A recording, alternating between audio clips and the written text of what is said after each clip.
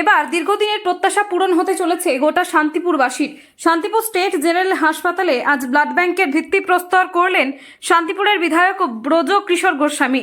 সাথে ছিলেন শান্তিপুর হাসপাতালের সুপার ডক্টর তারক বর্মন সহ অন্যান্য চিকিৎসকরা। উল্লেখ্য, দীর্ঘ বছর ধরেই শান্তিপুর হাসপাতালে একটি ব্লাড ব্যাংক করার জন্য বিভিন্ন প্রশাসনিক দফতরে চিঠি করেছিলেন শান্তিপুরের একাংশ বুদ্ধিজীবী থেকে শুরু করে বিভিন্ন সংগঠনের সদস্যরা। তারপরেই নড়েচড়ে বসে স্বাস্থ্য দপ্তর। যদিও রোগী কল্যাণ সমিতির চেয়ারম্যান বিধায়ক ব্রজ কিশোর গোস্বামী তার কাছেও ব্লাড ব্যাংকের জন্য আবেদন জানানো হয়। সেই মতো রাজ্য সরকারের দেওয়া 64 লক্ষ টাকা ব্যয়ে শান্তিপুরবাসীর স্বপ্ন পূরণ হতে চলেছে এই ব্লাড ব্যাংকের। আজ ব্লাড ব্যাংকের ভিত্তিপ্রস্তর করার শেষে বিধায়ক ব্রজ কিশোর গোস্বামী জানান, শুধু ব্লাড ব্যাংক নয়, পাশাপাশি তৈরি হতে চলেছে নবজাতক শিশুদের জন্য স্পেশাল কেয়ার ইউনিট।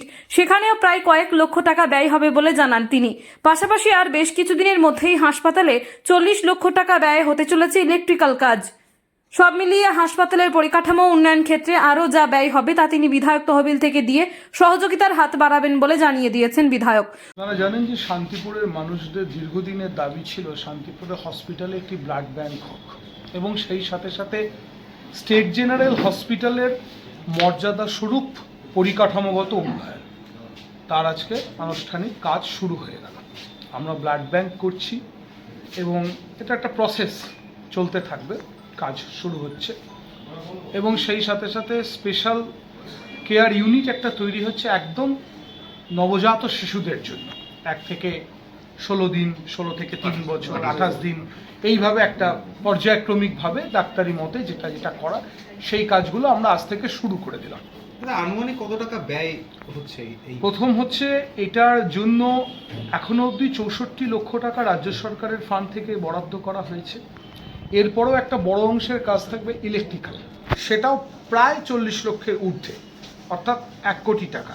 এছাড়া আমি পরিকাঠামোগত কিছু উন্নয়ন করার দরকার। দীর্ঘদিনের হসপিটাল আপনারা জানেন, কোথাও চাঙড় দুর্বল হয়ে পড়েছে, কোথাও ওয়াল দুর্বল হয়ে পড়েছে। সেগুলোর জন্য আমি আমার তহবিল থেকে 30 লক্ষ টাকা অনুমোদন করিয়েছি। অলরেডি সেটা জেলা পরিষদের মাধ্যম দিয়ে টেন্ডারের দিকে এগিয়ে গেছে।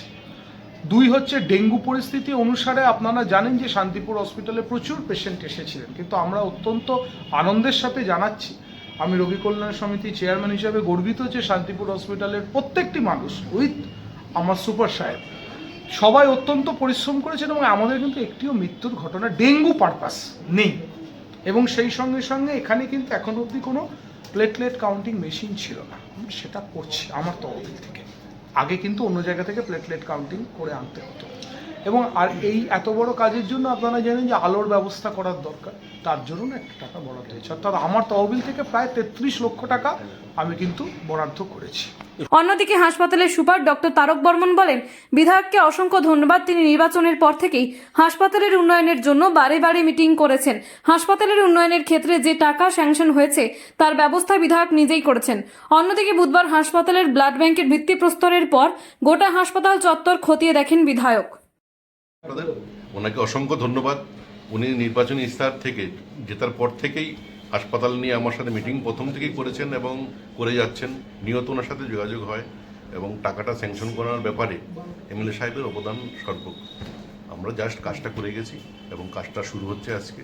ব্লাড ব্যাংক হলে শান্তিপুর কেন, নদিয়াবাসী সবাই উপকৃত হবে, কারণ ব্লাড ব্যাংক হলো একটা ইন্টারলিঙ্ক থাকে, যেটা বললেন স্যারও বললেন, সমস্ত বিশ্বের সাথে একটা ইন্টারলিঙ্ক। ভারতবর্ষের সাথে সব জায়গায় জানতে পারবে কোথাও কোন ব্লাড আছে, কোনটা ক্রাইসিস আছে, সেই ব্লাডটা মানুষ পেতে পারে, শান্তিপুরবাসী পাবেও, মানে অন্যান্য লোকেরও পাবে আর কি। স্যার, এর আগে কিভাবে অপারেশনগুলো হতো? ব্লাড কিভাবে সঞ্চয় করা? ব্লাড আগে আমাদের ব্লাড স্টোরেজ ইউনিট ছিল, ছোট্ট করে আমরা 2-4 বোতল এনে রানাঘাট থেকে এনে রাখতাম। সবসময় পেতামও না, তার জন্য অনেক সময় রিস্ক নিয়ে ডাক্তারবাবুরা রিস্ক নিয়ে বন্ডে সই করে রাখতে হতো যে রক্ত নেই, যদি কিছু হয় আপনার দায়িত্ব নিন।